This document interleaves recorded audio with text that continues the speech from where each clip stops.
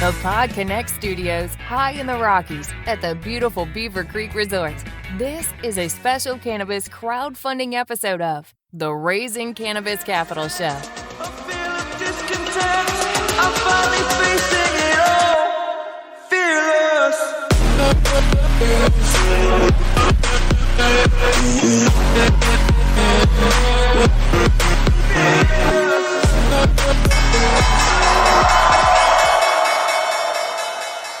Today on MJ Bull's Raising Cannabis Capital, we are continuing our cannabis crowdfunding series with David Weir from First Corp. David, welcome to the show. Hey, thanks for having me, Dan. Excited to be here. Well, I'm glad you could stop by today. I've interviewed a lot of CBD companies, but never one that controls every step of the process the way you do.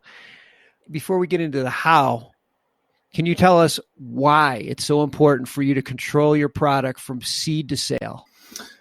Yeah, sure. It's a great question. And I think it really boils down to what we've observed in the industry in the last couple of years. I mean, let's face it, the industry has been somewhat tainted with a lot of crappy products. There's been very low barriers to entry, and there's been a lot of money potentially to be made. It's attracted a lot of people into the industry in a very short period of time. So whether it's your brother, your cousin, your next door neighbor, it's not that hard to produce a CBD product. And that's why they're probably at the peak was 3,000 or 4,000 brands. And so we took a different approach, which is really for the long haul. Our team comes out of the food business. We have a grounding in natural food products. And we decided that we wanted to be where the puck was going to be 5 years from now, not where it was when we started our company. And so we built the business around what we call food grade standards. Everything, our GMP certification to being certified organic to our SOPs were built with the expectation that the regulatory bar, which really doesn't exist today, is going to be established at some point. And we wanted to make sure that we were ahead of the curve on the quality standard. And that really is what has guided our approach every step of the way. And our ability to control our product from the seed that goes in the ground all the way to that finished product that ends up on the shelf is a really important result of that dedication to quality. Well, you definitely walk the walk, because I know within your core principles, you support regeneration and giving back. And to do this, you developed a model where you support farmers. Can you explain how that works?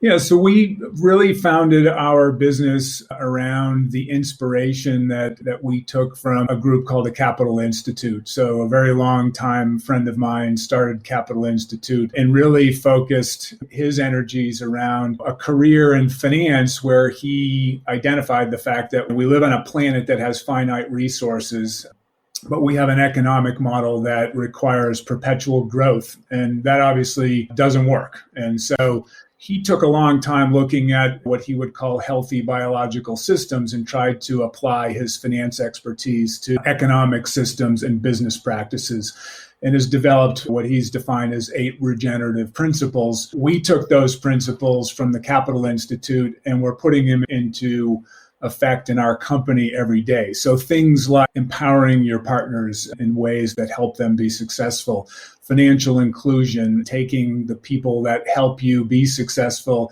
and giving them a slice of the pie so that they can benefit from some of the rewards of their efforts. What we call a robust circulation of resources, not just financial, but also intellectual capital, information, best practices. So when you look at our seed to shelf approach, we have what we call a regenerative system that is circular. So it starts with the seed that goes in the ground. It goes to the expertise that we share with our farmers, the community of farmers that we're trying to create, the collaboration that we get amongst our farmers, the approach we take in the extraction process, being certified organic, being CO2 extraction, all the way through to using recyclable glass and post-consumer waste for all of our packaging. And then the system all starts all over again. To reinforce this, we created a profit-sharing program for our partners, which is very innovative, so that they get the benefit of not just what they get paid for their crop, but also some of the downstream profits as well.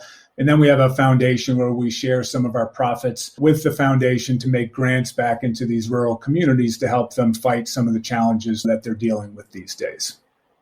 Well, it's so important, especially we talked about it before we got on, these rural communities, these small farmers, they're struggling. And for them just to take a chance on hemp when they're already struggling is just something that a lot of them aren't capable of doing. And I know you provide them with forward contracts, so they actually know what they're going to make off their crops. Is that how that works?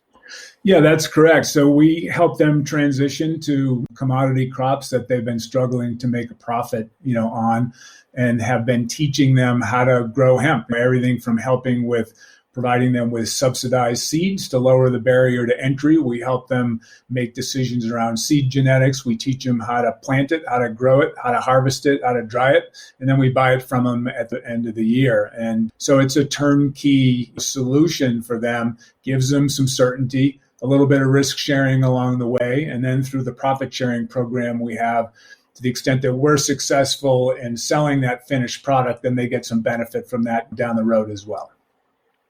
It's a long play, but it's a smart approach to doing this. I see that you launched 24 products in the second half of 2020, which is probably not the best time to get into the retail game. How'd that go?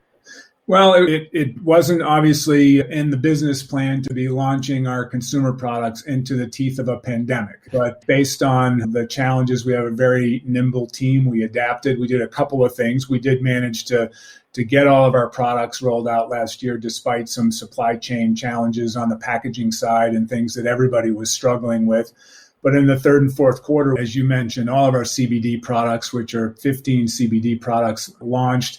We also were nimble enough to actually create a whole new set of products that didn't even exist in our product pipeline, all still around hemp. So we created a line of 4-ply performance consumer hemp fabric masks for people who wanted a natural antimicrobial alternative to the lower quality Chinese masks that were coming in, but at the same time sticking with our focus on hemp as a source of material. We also created a CBD-enriched aromatherapy hemp mask spray that goes on the inside of your mask. So for teachers and retail checkout clerks and people who have to wear masks for long periods of time, it helps improve that mask wearing experience so that it's at least tolerable. And those two products we also rolled out in the third and fourth quarter of last year. So total actually about 31 product SKUs we rolled out in a pretty short period of time under some pretty challenging circumstances. And I saw they went pretty well. Yeah, we're growing our online sales every month without the benefit of having been in the market with a loyal customer base. We were starting from scratch, unlike some other brands that were already out there. So we really focused on online sales. Brick and mortar stores were not taking meetings. We're not doing their usual category resets. So as we were rolling out our products, we were obviously focused on our online sales, both through our website as well as other online channels. And then at the end of the first quarter, we finally started to see some life in the retail sector. Brick and mortar stores are opening up. They're replenishing their inventories. They're looking to bring in unique, differentiated brands. And in the last 60 days, we've gotten commitments on about 160, new stores. So when we have a chance to get in front of a retailer, we do really well because we have fantastic products, high quality, great branding, great packaging, and a great story to tell. Let's talk about the crowdfunding campaign that you're in the middle of right now. What do you intend to use the money for? Yeah, so primarily sales and marketing, number one. Obviously, we're looking to drive sales, and that takes money. So we need some capital to be able to invest in both digital marketing as well as to support our brick and mortar retail store partners with things like promotions and print collateral and things like that. Second, on the brick and mortar side, success is great, but it also brings a requirement for additional financing. So the bigger retail chains typically require you to provide some type of free fill or a buy one, get one free on that initial order. And so there's an inventory financing cost that also has to be borne as we grow our sales and we grow our retail footprint. So success is bringing a requirement for additional funding. And that's one of the reasons why we decided to do crowdfunding. We chose crowdfunding as opposed to just going down the venture route, for example, because we're really looking to try and build a community. community of people, not only that can help us with financial support, but that really buy into the mission and buy into our motivations for starting this company in the first place. Yeah, that's just my favorite part about crowdfunding is that you have a whole community of zealots. Everybody's on your team. Everyone's rooting for your success. It's one of the great intangible benefits of running a crowdfunding campaign.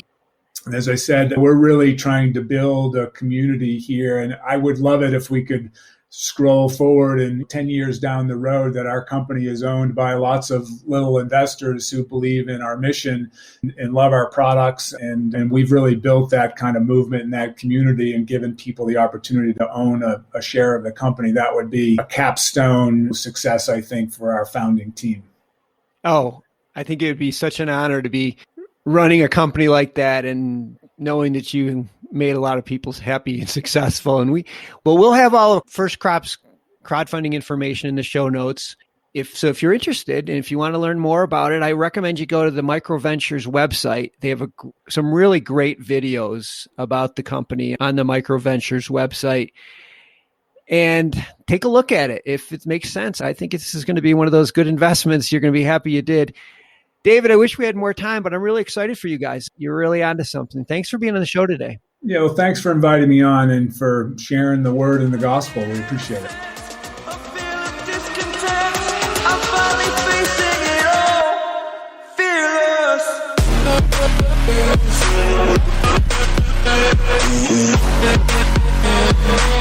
Fearless.